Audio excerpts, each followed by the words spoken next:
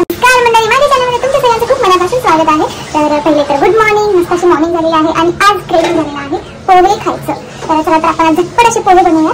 तर मी आता इकडे घेतलेलं आहे कढई. तर ऑलरेडी कांदा, टोमॅटो, कोथिंबीर, मिरची आणि कढीपत्ता मी तयारी करून ठेवलेली आहे आणि शेंगदाणे देखील भाजून घेतलेले आहेत. सो जास्त टाइम नाही लागणार आहे. मला फक्त आता पोहे भिजवायचे आहेत आणि फोडणी द्यायचे. तर चला आपण पहिले आता पोहे भिजवून घेऊया. मग त्याला देऊया छानशी फोडणी आणि मस्त पोहे आणि चहा एन्जॉय करूया. तर मी आणि सिस्टर दोघीच आहे, तर मी दोघींसाठी पोहे घेतलेले आहेत आणि आपण आता त्याला छानसं भिजवून घ्यायचं. जास्त तुम्ही जेव्हा तुम्हाला पोहे भिजवायचे असतील ना, तर पहिले पूर्ण असं पाणी घ्यायचं, एकदम दिसत नाही पाणी. तर पहिले पाणी घ्यायचं आणि मस्त त्यांना असे मिक्स करून घ्यायचे त्याच्यात. आणि जेव्हा तुम्ही प्रॉपर त्यांना असे मिक्स कराल ना पाण्यात, तर मग ते पाणी काढून ठेवायचं आणि मग त्यांना थोडंसं भिजू द्यायचं. खूप छान पोहे भिजतात. म्हणजे ज्याला कोणाला सुटसुटीत पोहे आवडतात किंवा कोणाला असे एकदम मऊ मऊ पोहे आवडतात, तर तुम्हाला जसं हवं तेवढं तुम्ही पाणी घेऊन त्याला भिजत घालू शकता किंवा तेवढा वेळ तुम्ही त्याला भिजवू शकता. तर हे पोहे मी आता ह्याच्यातून छानसं पाणी काढून घेतलं. अजून थोडं पाणी आहे. पाणी काढायला गेले पोहे चालेल. तुम्ही तिथले फॉर्च्यूनचे पोहे आहेत, फॉर्च्यून. चला तर मग आता आपण पहिले याच्यात कढईमध्ये टाकून घेऊया तेल. तेल कुठे? तेल तेल तेल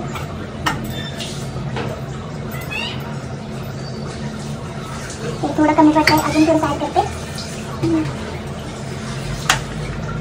तेल टाकलं की मग तुम्हाला टाकायचे आहे कांदा. आणि कांदा एकदम असा खरपूस भाजून घ्यायचा, त्यामुळे खूप छान लागतो. याच्यामध्ये कटकट लागत नाही त्याच्यामध्ये पोह्यामध्ये. ठीक आहे, मला वाटतं आता थोडं तेल जास्त होईल, तुम्ही थोडंसं काढून घेते.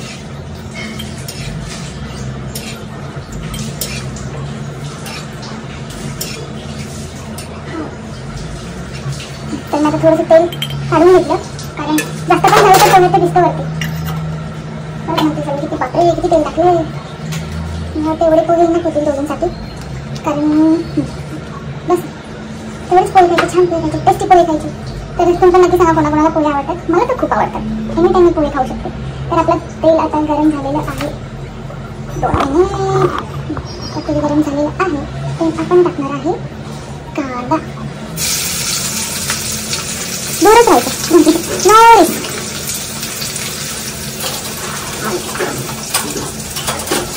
रिस्क नको आपल्याला, बरोबर. ज्याला असं आता तेव्हा घेतला उलटा घेतला.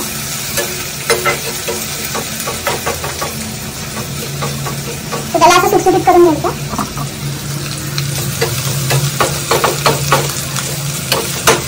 मग छानसा असा खरपूस भाजून घ्यायचा. बघूया आता. आणि मग जेव्हा कांदा भाजेल तेव्हा त्याच्यामध्ये नंतर तुम्ही त्याच्यात पहिले कढीपत्ता टाकायचा, जेणेकरून कढीपत्ता आपण प्रॉपर भाजला जाईल. आणि ते मग मिरची, टोमॅटो आणि कोथिंबीर, मग आपले शेंगदाणे आणि हळद, मीठ. खूप सिंपल प्रोसेस आहे, ह्याला काही जास्त टाईम नाही लागेल. तर आपला कांदा लालसर भाजत आलेला आहे. आपण त्याच्यात टाकणार आहे आता कढीपत्ता.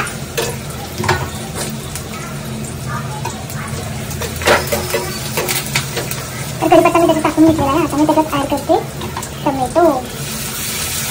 कोणाकोणाला टोमॅटो आवडतं, कोणाकोणाला नाही आवडत. सो ज्याची त्याची चॉईस आहे. जर तुम्हाला आवडत असेल तर तुम्ही टाका, नाहीतर काही गरज नाही. मग आता मिरची. तर जे मेन गोष्टी आहे ते टाकून झालेले आहेत. आणि मी शेंगदाणे ऑलरेडीच भाजून घेतलेले, त्यामुळे मला काही गरज नाही.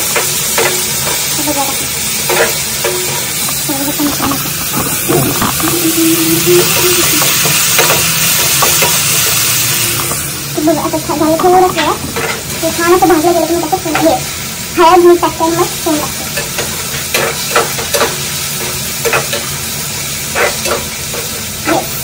तर आता झालं. तर हे काय म्हणतात ते टोमॅटो पण छान त्याच्यात मिक्स झालेला आहे. तर मी थोडीशी पहिल्यांदा त्याच्यात कोथिंबीर टाकते आणि थोडी ठेवते नंतर टाकण्यासाठी. आणि अजून एक सिक्रेट ट्रिक. आत्ताच तुम्हाला लिंबू त्याच्यात पिळून घ्यायचं, जेणेकरून तो पूर्णपणे मिक्स होतो आणि खूप टेस्ट येतो. पोहे म्हणजे थोडेसे असे आंबट, लिंबूचा रस नाही. थोडं ते ठीक आहे, झालं. जेवढं होतं तेवढं करून घेतलं.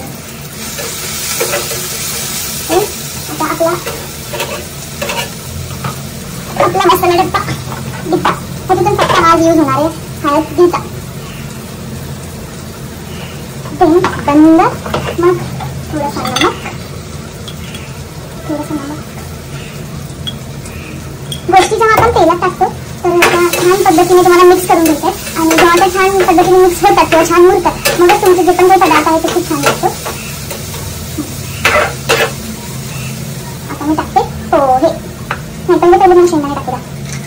त्याला मिक्स करते व्यवस्थित कारण ते साईडलाच राहिलं असतं. देन हे सगळं छान असं मिक्स झालेलं आहे. हे बघा. तर आता मी पोहे ॲड करते पटकन. चला पोहे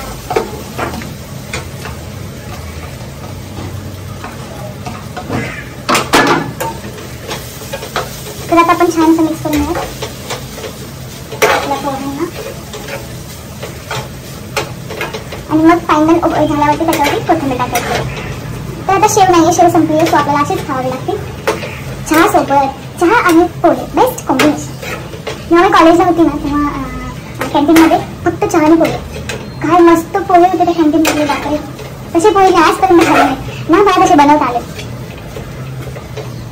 ते कॉलेजचे दिवसच वेगळे असतात. College days